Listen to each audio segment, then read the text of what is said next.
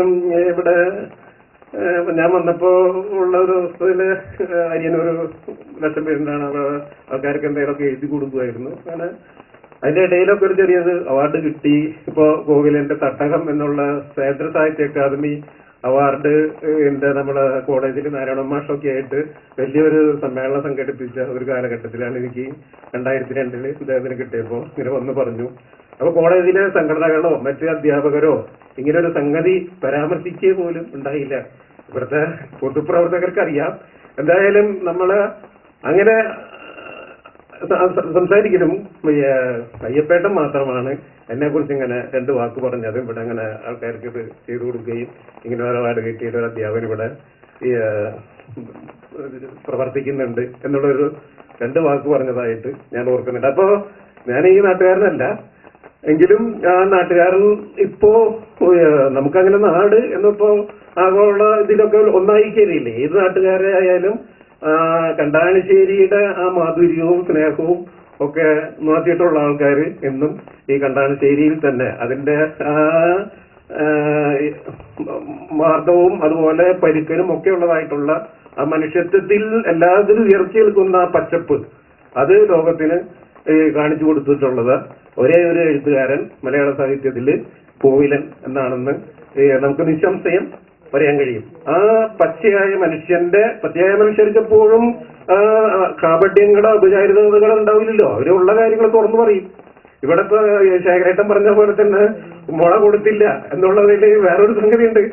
ശേഖരേട്ടൻ I love Caesar less but Rome more എന്ന് Shakespeare പറഞ്ഞ പോലെ ഈ ശേഖരേട്ടനോട് ഇഷ്ടമില്ലാതിട്ടല്ല എനിക്ക് കൊടുക്കാതിരുന്നത്, ഇഷ്ടമില്ലാതിട്ട് ആയിരിക്കില്ല. പക്ഷെ കോവിലൻ ഈ മുളയെ, ഈ പ്രകൃതിയെ, ഈ കണ്ടാണിശ്ശേരിയെ, ഈ ലോകത്തെ, ഹിമാലയങ്ങളെ ഒക്കെ കൂടുതൽ സ്നേഹിച്ചിരുന്നു. പ്രകൃതിയുടെ സ്നേഹത്തിന്റെ മുന്നിൽ തരില്ല എന്ന് പറഞ്ഞപ്പോ അത് പെട്ടെന്ന് ഇതില്ല. ആ സ്നേഹം നമുക്ക് കണ്ടെത്താൻ കഴിയാം. പ്രകൃതിയോടുള്ള സ്നേഹം നമുക്ക് ആ തട്ടകം എന്നുള്ള നോവലിൽ, അതിലും മറ്റെല്ലാ നോവലുകളും ഒരുവിധമൊക്കെ നമ്മൾ വായിച്ചിട്ടുണ്ട്. അപ്പോ ഇവിടെ ഞാനൊരു കൺസ്യൂമർ പ്രൊട്ടക്ഷൻ ഫോഴ്സ് എന്ന് പറഞ്ഞൊരു സംഘടന ഇവിടെ ഉണ്ടാക്കിയിരുന്നപ്പോ ഞങ്ങൾ ആദ്യം ഒരു മീറ്റിംഗ് നടത്തിയപ്പോ ഒരു പ്രധാനപ്പെട്ട ഈ ഭാഗത്തെ ഒരു സാഹിത്യകാരന് ഒരുപോലെ മറ്റൊരു വിഷം വൈദ്യത്തിലുള്ള കാർലി തോമസ് മാഷ്, അങ്ങനെ പിന്നെ ഒരു പൊറാട്ട് കലാകാരൻ എന്ന് പറഞ്ഞിട്ടുള്ള ഈ പൊറാട്ട് കൂട്ടൻ എന്ന് വെച്ചിട്ട് ആള് മരിച്ചുപോയി. 3 വിഭാഗത്തിലുള്ള ആൾക്കാരെ തന്നെ നമുക്ക് ആദരിക്കണം എന്നുള്ളതായിട്ട് അന്ന് അയ്യപ്പേട്ടനെ ഇവിടെ ക്ഷണിച്ചു. പഴയ വീടായിരുന്നു. പിന്നെ കാർലി തോമസ് മാഷും ഇതുപോലെ പൊറാട്ട് കൂട്ടൻ ഇവിടെ അടുത്താണ് താമസിച്ചിരുന്നത്. പൊറാട്ട് നാടകം ഒക്കെ നടത്തിയ എല്ലാവരും പേര് അങ്ങനെ 3 കൂട്ടരെയും ആദരിച്ചു. അദ്ദേഹം ഇവിടെ വന്നു. അധികം നിന്നില്ല, പോണെന്ന് പറഞ്ഞു പോകുന്നു. പക്ഷെ മറ്റു സാധനങ്ങളൊക്കെ ഇവിടെ കൊണ്ടുവന്നാണ് ഞങ്ങൾ അന്ന് അദ്ദേഹം തിരക്കായിരുന്നു. അവിടെ ഒരു വീട് മകന്റെ അതിന്റെ ഒരു പേരക്കുട്ടിക്ക് വീട് പണിക്കൊണ്ട് തിരക്കിലായിരുന്നു അദ്ദേഹം. ശരിയാണ്, അതാണ് കൂടുതൽ ചെയ്യേണ്ടത്. അപ്പോ ഒരു ഇങ്ങനെ കൂടുതലായിട്ടുള്ളൊരു ഭൗതികമായിട്ടുള്ള ബന്ധമില്ലെങ്കിലും വലിയൊരു ആത്മീയമായിട്ട് ഞങ്ങൾ കോളേജുമായിട്ടും എല്ലായിട്ടും പിന്നെ സ്മരിക്കാനുള്ളത് ഒരുപാടുണ്ട്. എങ്കിലും ഒരു കൂടുതലില്ല. മലയാളം MA അവിടെ എന്തുണ്ടെങ്കിലും കോളേജിൽ എന്ത് കാര്യം ഉണ്ടെങ്കിലും കോവിലൻ അയ്യപ്പേട്ടൻ ഓടി വരുമായിരുന്നു. അതുകൊണ്ട് തന്നെ MA മലയാളം ഞങ്ങളവിടെ അനുവദിച്ചപ്പോൾ കേരള സർക്കാരും അതുപോലെ കാലിക്കറ്റ് യൂണിവേഴ്സിറ്റി അനുവദിച്ചപ്പോൾ MA മലയാളത്തിന്റെ ഉദ്ഘാടനം നിർവഹിച്ചത് അദ്ദേഹമാണ്.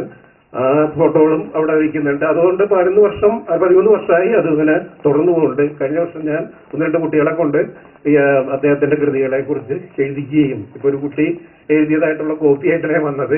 അപ്പൊ കൂടുതൽ കുട്ടികളെ പഠിപ്പിക്കാനും അതൊക്കെ കേട്ടില്ല. അപ്പൊ ട്രസ്റ്റികൾക്ക് അത് പരിചയപ്പെടുത്തു. കൂടുതൽ ഈ കുട്ടി തന്നെ അതൊക്കെ ചെയ്യുന്നുണ്ട്. അപ്പൊ പറഞ്ഞു വന്നപ്പോ ജേസൺ ചാക്കോ പറഞ്ഞ പോലെ തന്നെ കോവിലൻ കൂടുതൽ അറിയപ്പെടാനും കൂടുതൽ ശക്തനാകാനും നമ്മൾക്ക് ആ കോവിലിന് ശക്തനാവണം. എങ്ങനെയാണ് ഒരാൾക്ക് ശക്തി ഇല്ലാണ്ട് വേറൊരാൾക്ക് ശക്തി പറഞ്ഞു കൊടുക്കാൻ പറ്റില്ല. അദ്ദേഹം നമുക്ക് നൽകിയതായിട്ടുള്ള കൃതികളിലൂടെയും മറ്റ് സംഭാഷണങ്ങളിലൂടെയും നൽകിയ ശക്തി കൂടുതൽ ഊർജം സംഭരിച്ചുകൊണ്ട് ഇവിടെ വലിയ സംഭവങ്ങൾക്ക് ഈ സ്മാരകവും അതുപോലുള്ളതായിട്ടുള്ള ഈ സ്തൂപങ്ങളൊക്കെ സാക്ഷ്യം വഹിക്കും എന്ന് എനിക്ക് നല്ല ഉറപ്പുണ്ട്. വലിയ മഹാന്മാര് ഇവിടെ വന്നുകാട്ട് സംസാരിക്കുകയും കോവിലിനെ കുറിച്ചും കാട്ടുള്ള കൂടുതൽ കാര്യങ്ങൾ നമുക്ക് വെളിപ്പെടുത്തുകയും ചെയ്തതായിട്ടുള്ള ദിനങ്ങളെ ഞാൻ സ്വപ്നം കാണുന്നുണ്ട്. എനിക്ക് സ്വപ്നമുണ്ട്. കാരണം ഈ സ്മാരകം ഒരു വലിയതായിട്ട് അന്താരാഷ്ട്ര നിലവാരത്തിലേക്ക് ഉയരുകയും ലോകത്തിലെ പല ആൾക്കാരെയും വന്നു കഴിയും. ലോകത്തിലെ തന്നെ ഏറ്റവും വലിയ എഴുത്തുകാരിൽ ഒരാളായിട്ടുള്ള കോവിലൻ കൂടുതൽ ശക്തരായിട്ട് ഇന്ത്യയിലും അതുപോലെ ലോകത്തിലും മറ്റു സ്ഥലങ്ങളിലേക്കും അറിയപ്പെടട്ടെ എന്ന് ആത്മാർത്ഥമായി ആശംസിച്ചുകൊണ്ട് ട്രസ്റ്റ് അംഗങ്ങൾക്ക് എല്ലാ നന്ദിയും നേർപ്പെട്ട് ഒരിക്കൽ കൂടി അയ്യപ്പേട്ടൻ മനസ്സിൽ സ്മരിച്ചുകൊണ്ട് നിർത്തുന്നു. നമസ്കാരം. Professor P Narayana Menon. മറ്റു സുഹൃത്തുക്കളെ, എനിക്ക് കോവിലിനെ ഒരു പരിചയവുമില്ലാത്ത കാലത്ത് വെറും 19 വയസ്സുള്ളപ്പോൾ ഞാൻ ആദ്യമായി എഴുതിയ ഒരു കഥ അദ്ദേഹം കാണാനിടയായി. ഞാൻ കാണിച്ചതൊന്നുമല്ല, അതിനെക്കുറിച്ച് പോലും വളരെ സുസൂക്ഷ്മമായി ഒരുപാട് കാര്യങ്ങൾ എന്നോട് പറയുകയും ഒരുപാട് നിർദ്ദേശങ്ങൾ നൽകുകയും ചെയ്യുവാനുള്ള മഹാമനസ്കത അദ്ദേഹം കാണിച്ചിട്ടുണ്ട്. എപ്പോഴും മനുഷ്യരെ അകറ്റുന്ന ഒരു സ്വഭാവമൊന്നും അദ്ദേഹത്തിനുള്ളതായിട്ട് എനിക്ക് തോന്നിയിട്ടില്ല. ഒരിക്കൽ ഡോക്ടർ കുഞ്ഞപ്പന്റെ അനുസ്മരണത്തിന് നാരായണൻ മാഷും കോവിലനും ഇൻവൈറ്റീസ് ആയിരുന്നു. മാളയിൽ ഞാനും പോയിരുന്നു. അവിടെ ചെന്നപ്പോൾ അദ്ദേഹം എന്നെ വിളിച്ച് വഴക്ക് പറഞ്ഞു, എന്തേ തനിച്ചു പോന്നത്? ഞാൻ പറഞ്ഞു, നിങ്ങളൊക്കെ അതിഥികളല്ലേ, പറ്റില്ല, പോകുമ്പോൾ ഒരുമിച്ച് പോകണം. അങ്ങനെ എപ്പോഴും മനുഷ്യനെ അടുപ്പിക്കുന്ന ഒരു സ്വഭാവവും അദ്ദേഹത്തിനുണ്ടായിരുന്നു. പിന്നെ ഇതൊന്നുമില്ലാതെ തന്നെ അദ്ദേഹമാകുന്ന വടവൃക്ഷം കൊണ്ട് ഒരുപാട് ഗുണങ്ങൾ വിദേശത്ത് താമസിക്കുമ്പോൾ പോലും ഞങ്ങൾക്കൊക്കെ ഉണ്ടായിട്ടുണ്ട്. ഒരിക്കൽ ബഹുമാന്യനായ ശത്രുഘ്നൻ എന്നെ കാണണമെന്ന് പറഞ്ഞു. അദ്ദേഹം വലിയ പൊസിഷനിലുള്ള ആളാ. പക്ഷേ പല കാരണങ്ങളെ കൊണ്ടും ഞാൻ കാണാൻ സമ്മതിച്ചില്ല. അതിന് പല കാരണങ്ങളുണ്ടായിരുന്നു. 2 മാസത്തിന് ശേഷം അദ്ദേഹം വരുമ്പോൾ വീണ്ടും അദ്ദേഹം എന്നെ കാണണമെന്ന് ആവശ്യപ്പെട്ടു. ഞാൻ ചെന്നപ്പോൾ അദ്ദേഹം എന്നെ കാണണമെന്ന് പറഞ്ഞ് എന്നോടുള്ള പരിചയം കൊണ്ടൊന്നല്ല, കോവിലിനെ കുറിച്ച് അറിയാൻ വേണ്ടി മാത്രമായിരുന്നു 370 കിലോമീറ്റർ ദൂരം താണ്ടി ബഹുമാന്യനായ ശത്രുഘ്നൻ വന്നത്. എന്തായിരിക്കും നമ്മുടെ കോവിലിന്റെ മഹത്വം? ഇതുപോലെ അദ്ദേഹത്തെ കൊണ്ട് ഏതെങ്കിലും തരത്തിൽ ഗുണം കിട്ടാത്ത ഒരു മനുഷ്യനും നമ്മുടെ നാട്ടിലില്ല എന്നാണ് എനിക്ക് തോന്നുന്നത്. കൂടുതലൊന്നും ഞാൻ പറയുന്നില്ല. നമസ്കാരം. ഇനി പറ്റിയ ആൾക്കാർ ഇല്ലാന്ന് സംസാരിക്കുന്നില്ല എന്ന് വിചാരിക്കുകയാണ്. കുറേ നേരമായിട്ടാണ് നമ്മൾ തുടങ്ങിയിട്ടുള്ളത്. രാവിലത്തെ പ്രോഗ്രാം ഇവിടെ അവസാനിപ്പിക്കാൻ നോക്കുകയാണ്. ഉച്ചതിരിഞ്ഞിട്ട് 3 മണിക്ക് സാഹിത്യ അക്കാദമി ഹാളിൽ അനുസ്മരണ സമ്മേളനം, വിദഗ്ധന്മാരായിട്ടുള്ള പ്രഗത്ഭരായിട്ടുള്ള നിരവധി ആൾക്കാർ പങ്കെടുക്കുന്ന ആ സമ്മേളനം അവിടെയുണ്ട്. എല്ലാ ആൾക്കാരും അവിടെയും എത്തണം എന്ന് അപേക്ഷിക്കുകയാണ്.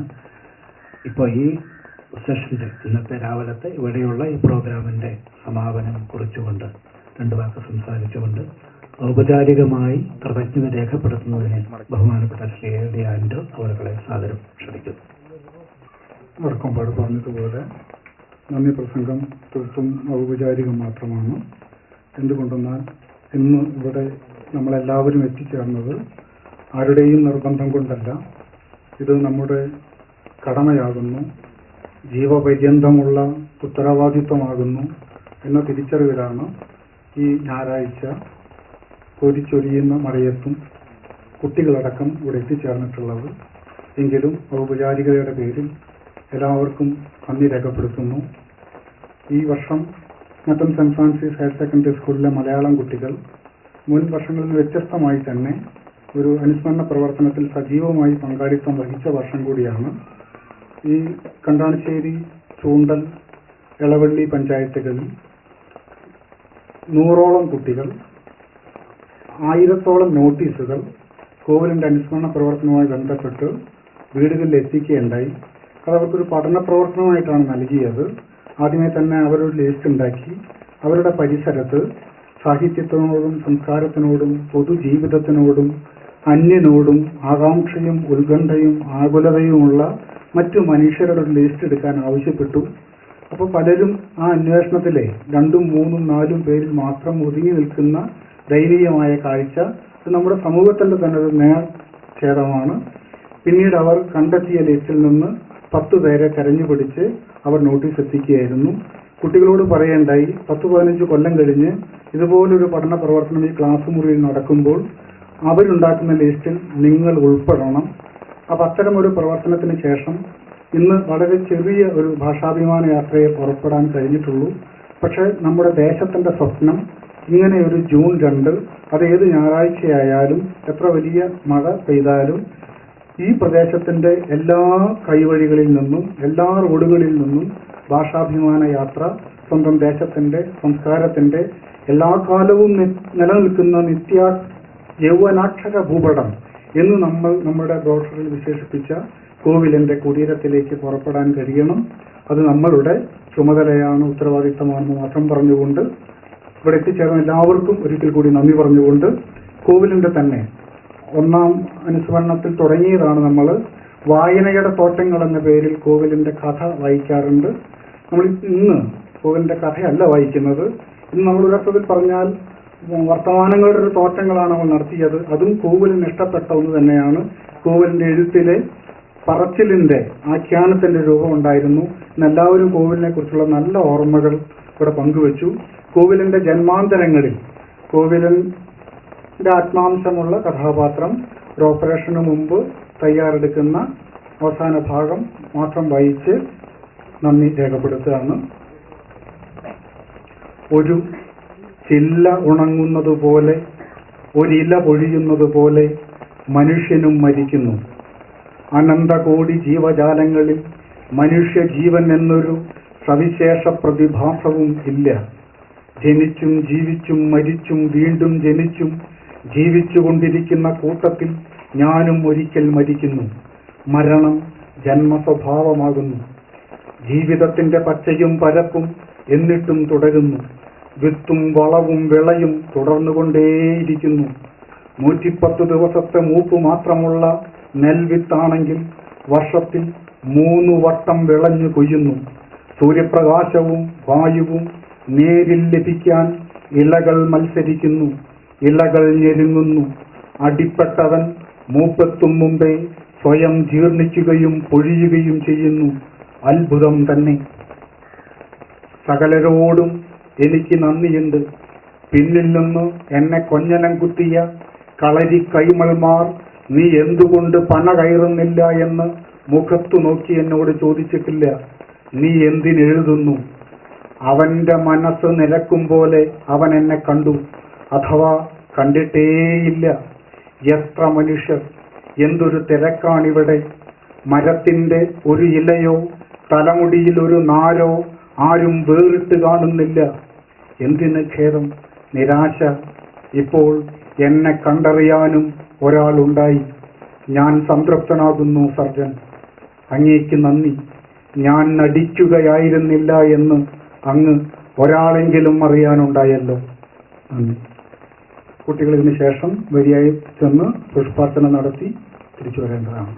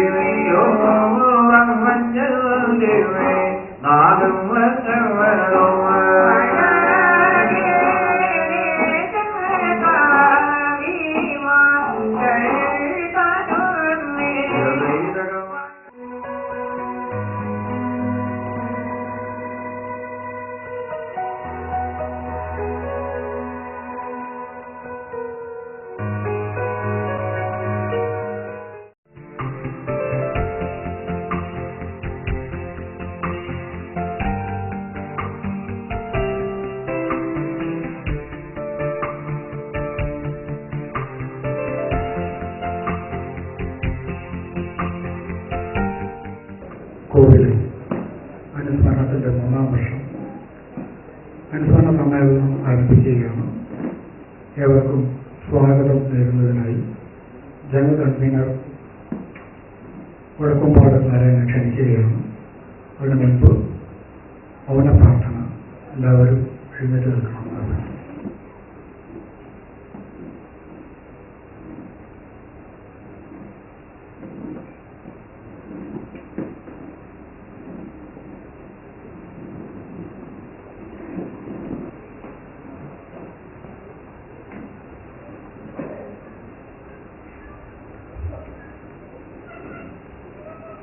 എല്ലാവർക്കും നമസ്കാരം. ജീവിച്ചിരുന്ന കാലത്ത് ബന്ധപ്പെട്ട ആൾക്കാരുടെ മുഴുവൻ തന്നെ മനസ്സിൽ ഇടം നേടിയിട്ടുള്ള ഒരു മനുഷ്യനാണ് ശ്രീ കോവിഡ്. ഓരോരുത്തർക്കും അവരവരുടേതായിട്ടുള്ള വൈയക്തികമായ അനുഭവങ്ങൾ ഓർക്കാൻ ധാരാളം. ഇന്ന് ആ മനുഷ്യൻ നമ്മളിൽ നിന്ന് വിട്ടുപിരിഞ്ഞിട്ട് 3 വർഷം തികയുകയാണ്. അദ്ദേഹത്തിൻ്റെ ധന്യമായ ആ സ്മരണയ്ക്ക് മുമ്പിൽ ഹൃദയപൂർവ്വം മനസ്സ് നമസ്കരിക്കുന്നു. അദ്ദേഹത്തെ അനുസ്മരിക്കുവാനും അദ്ദേഹത്തിൻ്റെ വ്യക്തിപരവും രചനാപരവുമായിട്ടുള്ള ജീവിതങ്ങളെ നമുക്കൊക്കെ തന്നെ പറഞ്ഞ് മനസ്സിലാക്കി തരുവാനുമായിട്ട് ഇവിടെ എത്തിച്ചേർന്നിട്ടുള്ള അല്ലെങ്കിൽ അതിലൊക്കെ തന്നെ പങ്കാളിയാവാനായിട്ടും എത്തിച്ചേർന്നിട്ടുള്ള മുഴുവൻ സുമനസ്സുകളെയും കോവിഡ് സ്മാരക ട്രസ്റ്റിന് വേണ്ടി ഹൃദയപൂർവ്വം സാധനവും സ്വാഗതം ചെയ്യും. ഇന്ന് ഈ യോഗത്തിൽ അധ്യക്ഷത വഹിക്കുന്നത് ബഹുമാനപ്പെട്ട ശ്രീ പി രാധാകൃഷ്ണൻ അവர்களാണ്. പ്രത്യേകിച്ച് പരിചയപ്പെടുത്തേണ്ട ആവശ്യം. ശാസ്ത്രവും സാഹിത്യവും ഒരേപോലെ തന്നെ കൈകാര്യം ചെയ്യാവുന്ന അനുഗ്രഹീതനായിട്ടുള്ള ആ എഴുത്തുകാരൻ കോവിദുമായിട്ട് വളരെ അടുത്ത ബന്ധം കൂടിയുള്ള ആ വ്യക്തി ഇന്ന് ഈ ചടങ്ങിൽ അധ്യക്ഷത വഹിക്കാനായിട്ട് എത്തിച്ചേർന്നതിൽ ഉള്ള സന്തോഷം കൂടി രേഖപ്പെടുത്തിക്കൊണ്ട് ഹൃദയപൂർവ്വം അദ്ദേഹത്തെ എല്ലാവർക്കും വേണ്ടി സാദരം സ്വാഗതം ചെയ്യുന്നു. ഇന്ന് ഈ യോഗം ഉദ്ഘാടനം ചെയ്യാം എന്ന് ഏറ്റിരുന്നത് ബഹുമാനപ്പെട്ട പ്രതിപക്ഷ നേതാവ് ശ്രീ വി.എസ്. അച്യുതാനന്ദൻ അവர்களാണ്. മുൻപ് നിശ്ചയിച്ചതിൽ നിന്ന് പുതുതായിട്ട് അധികമായിട്ട് പെട്ടെന്ന് ഒരു പ്രോഗ്രാം നെടുമ്പാശ്ശേരിയിൽ അദ്ദേഹത്തിന് പങ്കെടുക്കേണ്ടതായിട്ട് നിശ്ചയിക്കപ്പെട്ടു. അതിൻ്റെ ഫലമായിട്ട് അദ്ദേഹം ഇങ്ങോട്ട് എത്തിച്ചേരാൻ വൈകും എന്നറിയിപ്പിച്ചിട്ടുണ്ട്. എത്തില്ല എന്നറിയിപ്പിച്ചിട്ടില്ല. വരാൻ വൈകും എന്നാണ്. എത്ര കണ്ട് വൈകും എന്നത് നമുക്ക് നിശ്ചയിക്കാത്തൊരവസ്ഥയിലാണ്. അതുകൊണ്ട് തന്നെ ഇന്ന് മുഖ്യ അതിഥിയായിട്ട് പങ്കെടുക്കാം എന്ന് സമ്മതിച്ചിരുന്ന ശ്രീ ജയകുമാർ സാർ ഈ സമ്മേളനത്തിൻ്റെ അനുസ്മരണ സമ്മേളനത്തിൻ്റെ ഔപചാരികമായ ഉദ്ഘാടന കർമ്മം നിർവഹിക്കും. അതിനുവേണ്ടി എന്തായാലും ഇവിടെ എത്തിച്ചേർന്നിട്ടുള്ള മലയാള സർവകലാശാലയുടെ വ്യത്യാസങ്ങളായിട്ടുള്ള അദ്ദേഹത്തിൻ്റെ ഭാഷയിൽ ഉദ്യോഗസ്ഥനെന്നുള്ള നിലയ്ക്ക് സർക്കാരിൻ്റെ ഭാഗത്തും എഴുത്തുകാരൻ എന്നുള്ള നിലയ്ക്ക് ജനമനസ്സുകളിലും ഇടം നേടിയിട്ടുള്ള ആ പ്രഗത്ഭനായിട്ടുള്ള വ്യക്തിയെ ഹൃദയപൂർവ്വം സാദരം സ്വാഗതം ചെയ്യുന്നു. അനുസ്മരണ പ്രഭാഷണം നടത്തുന്നത് ബഹുമാനപ്പെട്ട ഡോക്ടർ വസന്തൻ സാർ അവர்களാണ്.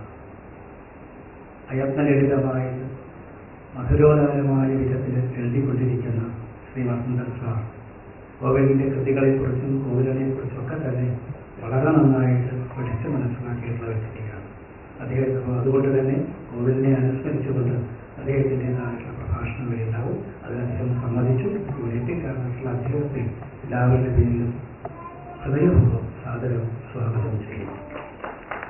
ശ്രീ കോവിലിനുമായിട്ട് വളരെ അടുത്ത വ്യക്തിയാണ് ശ്രീ പി.ആർ. കൃഷ്ണൻ അവർ. കോവിലിൻ്റെ നാട്ടുകാരനാണ് എന്ന് മാത്രമല്ല അധികാര പ്രവർത്തനങ്ങളിലൊക്കെ തന്നെ കോവിലുമായിട്ട് വളരെയധികം സഹകരിച്ചുകൊണ്ട് പ്രവർത്തിച്ചിട്ടുള്ള ഇപ്പോൾ കേരളത്തിൻ്റെ പുറത്ത് പ്രവർത്തന വേദിയാക്കി മാറ്റിയിട്ടുള്ള മഹാരാഷ്ട്രയിലെ CITയുടെ സെക്രട്ടറി ആയിട്ടുള്ള ശ്രീ കൃഷ്ണേട്ടൻ അദ്ദേഹം ഇവിടെ വന്നിട്ടുണ്ട്. അദ്ദേഹത്തെ സാദരം സ്വാഗതം ചെയ്യുന്നു. കോവിലിൻ്റെ ശിഷ്യനായിട്ടുള്ള ശ്രീ മാടമ്പ കുഞ്ഞുകുട്ടൻ ആ അർത്ഥത്തിൽ തന്നെയാണ് അദ്ദേഹവും ബാക്കിയുള്ളവരും ശ്രീ മാടമ്പിനെ കാണുന്നത്. അഭിമാനമായിട്ട് കൊണ്ട് നടക്കുകയും ചെയ്യുന്ന ശ്രീ മാടമ്പ കുഞ്ഞുകുട്ടൻ കോവിലിൻ്റെ പേരിൽ ഇന്ന് 2 കുട്ടികൾക്ക് കൊടുക്കുന്നത്. അതായത് കോവിലിൻ്റെ കൃതികളെക്കുറിച്ച് റിസർച്ച് ചെയ്യുന്ന ഒരു കുട്ടിയും കോവിലുമായി ബന്ധപ്പെട്ടുകൊണ്ടുള്ള ചില രചനാമത്സരങ്ങളിൽ പ്രാഗൽഭ്യം നേടിയിട്ടുള്ള മറ്റൊരു കുട്ടിയും ആ 2 കുട്ടികളും ഇവിടെയുണ്ട്. ആ 2 കുട്ടികൾക്കുള്ളതായ ഒരു പാരിതോഷികം, സർട്ടിഫിക്കറ്റ്, ഒരു എൻഡോമെന്റ് പുരസ്കാരം അത് അതിനായിട്ട് എത്തിക്കാറുള്ള ശ്രീ മാടമ്പ അവരെ എല്ലാവരുടെയും സ്വാഗതം ചെയ്യും. മറ്റൊരു പേര് വെച്ചിട്ടില്ല എങ്കിലും അതെ ഇവിടെ തന്നെ ഇതിൻ്റെ മുഴുവൻ അധിപനായിട്ട് ദൈനംദിന കാര്യങ്ങളിലൊക്കെ തന്നെ പ്രവർത്തനങ്ങൾ നടത്തിക്കൊണ്ടിരിക്കുന്ന സാഹിത്യ അക്കാദമിയുടെ സെക്രട്ടറിയുണ്ട്. അനവസരത്തിലാണ് ചോദിച്ചത് എങ്കിൽ പോലും അത് ക്ഷണമായി തന്നെ സ്വീകരിച്ചുകൊണ്ട് ഔചിത്യത്തോടു കൂടിയിട്ട് ഈ സ്റ്റേജിലേക്ക് കയറി വന്നിരുന്നിട്ടുള്ള ശ്രീ R ഗോപാലകൃഷ്ണൻ സാർ അവരെ ഹൃദയപൂർവ്വം എല്ലാവരുടെയും സാദരം സ്വാഗതം ചെയ്യുന്നു. കോവിലിൻ്റെ പേരിൽ അഭിമാനപൂർവ്വമുള്ള ആ സമ്മാനം ഏറ്റുവാങ്ങാനായിട്ട് എത്തിയിട്ടുള്ള വിദ്യാർത്ഥികളെ ഔപചാരികമായിട്ട് എല്ലാവരുടെ പേരും സ്വാഗതം ചെയ്യാൻ അതിനേക്കാൾ ഉപരി ഇവിടെ ഈ സദസ്സ് ധന്യമാക്കാൻ വേണ്ടിയിട്ട് കോവിലിൽ നിന്നുള്ള ആ മഹാമനുഷ്യന്റെ സ്മരണ മനസ്സിൽ കയറി നടക്കുന്നതായിട്ടുള്ള എല്ലാ ഇതിലൊക്കെ തന്നെ താൻ പങ്കെടുക്കേണ്ടതാണ് എന്ന തോന്നലോട് കൂടിയിട്ട് എത്തിച്ചേർന്നിട്ടുള്ള മുഴുവൻ മനസ്സുകളെയും ഒരിക്കൽ കൂടി ഹൃദയപൂർവ്വം സാദരം സ്വാഗതം ചെയ്തുകൊണ്ട് നിർത്തുന്നു. നമസ്കാരം. അധ്യക്ഷ പ്രസംഗത്തിന് വേണ്ടി ബഹുമാനപ്പെട്ട ശ്രീ രാധാകൃഷ്ണൻ സാധിച്ചിരിക്കാം. ഈ അനുസ്മരണ സമ്മേളനം ഉദ്ഘാടനം ചെയ്യുന്നതിന് K. ജയകുമാറിനെ സാദരം ക്ഷണിച്ചുകൊള്ളുന്നു. എൻ്റെ ഉപക്രമ പുസ്തകം അതിനുശേഷം ഉണ്ടാകുന്നതാണ്. യോഗാധ്യക്ഷൻ ആദരണീയനായ ശ്രീ രാധാകൃഷ്ണൻ, പ്രഭാഷണം നടത്തുന്ന വാസുവസന്തൻ, കൃഷ്ണൻ, ശ്രീ ഗോപാലകൃഷ്ണൻ, പ്രിയപ്പെട്ട മാടമ്പ്, ഇവിടെ സമ്മാനങ്ങൾ നേടിയ 2 ഗവേഷകർ, ഈ ചടങ്ങിനെ ശ്രീനാരായണൻ, ഇതിൻ്റെ ട്രസ്റ്റിൻ്റെ ഭാരവാഹികളെ മുമ്പിലുള്ള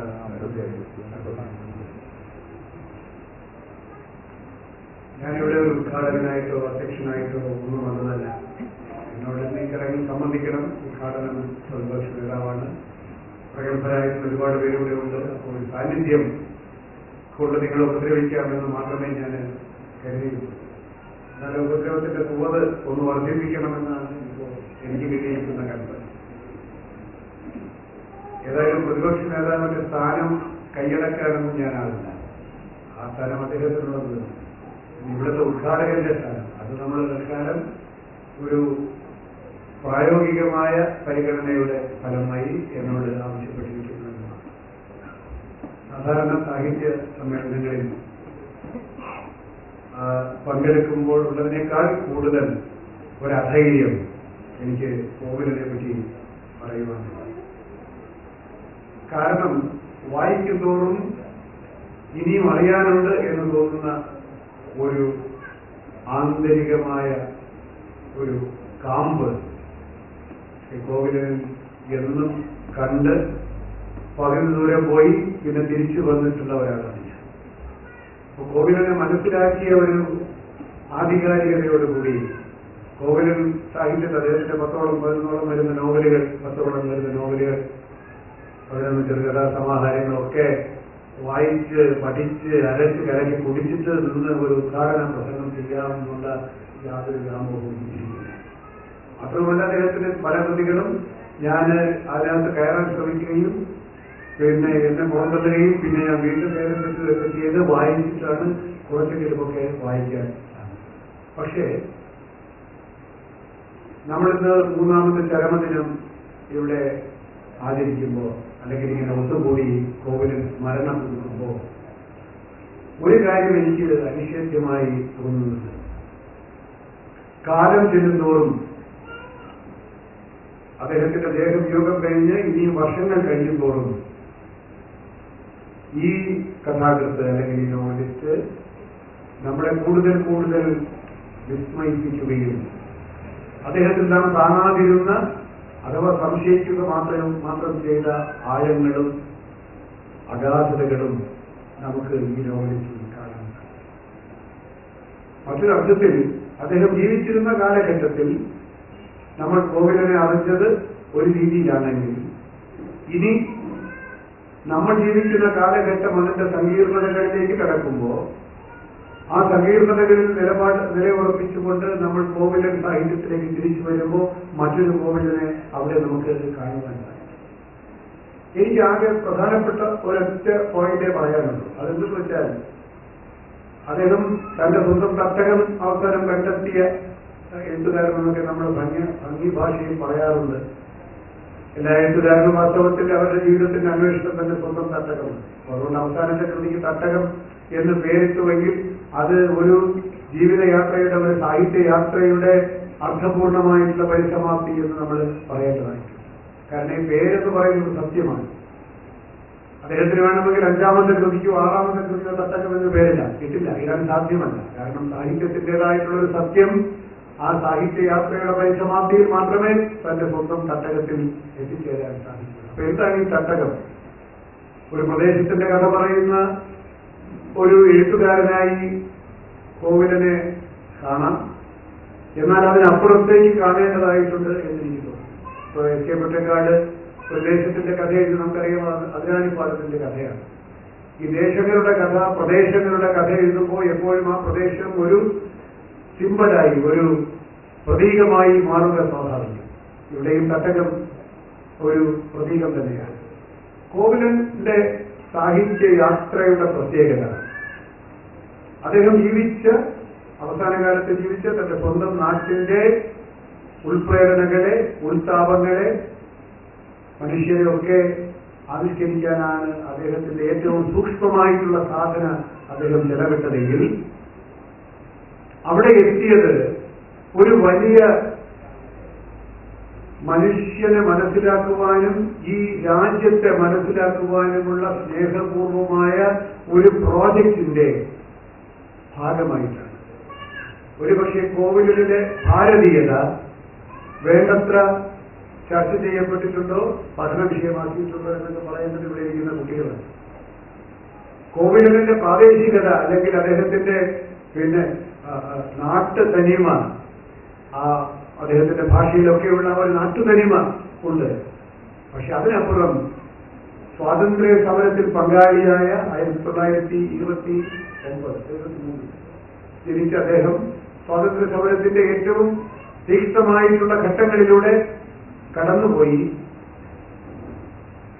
ഇന്ത്യ എന്ന് പറയുന്ന ഒരു സങ്കല്പം, സ്വതന്ത്ര ഭാരതം എന്ന് പറയുന്ന ഒരു സങ്കല്പത്തെ തന്റെ ഹൃദയത്തിന്റെ ഭാഗമാക്കി മാറ്റിയ ഒരു എഴുത്തുകാരൻ, ഒരു ചെറുപ്പക്കാരനുണ്ട് കോവിലന്. ഭാഗ്യവശാൽ അദ്ദേഹം പിന്നീട് പട്ടാളവുമായി ബന്ധപ്പെടുകയാണ്. പട്ടാളത്തിൽ ഇന്തോ ചൈന യുദ്ധത്തിന്റെ പശ്ചാത്തലത്തിൽ ഏതാണ്ട് 2 നോവലുകൾ അദ്ദേഹം എഴുതി. ഒരു പട്ടാളത്തിൽ ജോലി ചെയ്യുന്ന ഒരാളെ സംബന്ധിച്ചിടത്തോളം നമ്മളിവിടെ സുരക്ഷിതമായിട്ടുള്ള ഈ ഭൂപ്രദേശത്ത്, പ്രത്യേകിച്ച് കേരളം പോലെ ഒരിക്കലും പട്ടാളക്കാരൊന്നും വിദേശ പട്ടാളക്കാരെ ശത്രു രാജ്യത്തു നിന്ന് ആരും ഇവിടെ വരാൻ ഒരു സാധ്യതയുമില്ലാത്ത കേരളം പോലൊരു രാജ്യത്തിന്റെ സുരക്ഷിതത്വത്തിൽ ഇരുന്നുകൊണ്ട് അന്ന് വർത്തമാനപത്രവും ആകാശവാണിയും എന്ന് പറയുന്ന സൂക്ഷ്മമാവിനികളിലൂടെ ഈ കാഴ്ചകളൊക്കെ കണ്ട് നമ്മളിവിടെ വലിയ വലിയ വിവാദങ്ങളും സംഘടനകളും ഒക്കെ ആശയ സംഘർഷങ്ങളും ഒക്കെ നടക്കുമ്പോൾ യഥാർത്ഥ ബാരക്കുകളിൽ ജീവിച്ച ഒരു പട്ടാളക്കാരൻ ഭാരതത്തെ മനസ്സിലാക്കുന്നത് മറ്റൊരു തരത്തിലാണ്. ഒരു പട്ടാള ജീവിതം നയിച്ച അതിന്റെ ഭാരതീയത എന്നത് അത് നയിക്കാത്ത ഭാരതീയന്റെ ഭാരതീയതയിൽ നിന്ന് വ്യത്യസ്തമാണ് എന്നാണ് ഞാൻ പറയുന്നത്. അത് സ്വാതന്ത്ര്യ സമരത്തിന്റെ ചൂട് പിടിച്ച് വളർന്നു വന്ന ഒരു എഴുത്തുകാരനെ സംബന്ധിച്ചിടത്തോളം ഈ പട്ടാള അനുഭവം കൂടിയാകുമ്പോൾ, ഒരു പട്ടാളത്തിലല്ല, അതിന്റെ യുദ്ധാനുഭവം കൂടി അദ്ദേഹത്തിന്റെ ജീവിതത്തിലൂടെ കടന്നു പോകുമ്പോൾ ആ വ്യക്തിയുടെ മനസ്സിൽ രൂഢമൂലമാകുന്ന ഒരു ഭാരതീയ സങ്കല്പമുണ്ട്. ഹിമാലയം എന്നുള്ളൊരു നോവൽ അദ്ദേഹം എഴുതാൻ പ്രേരിതനായത് ആ ഹിമാലയൻ ജീവിതത്തിന്റെ ഉൾക്കാഴ്ചയിൽ നിന്നാണ്, ആ സംഘർഷത്തിൽ നിന്നാണ്.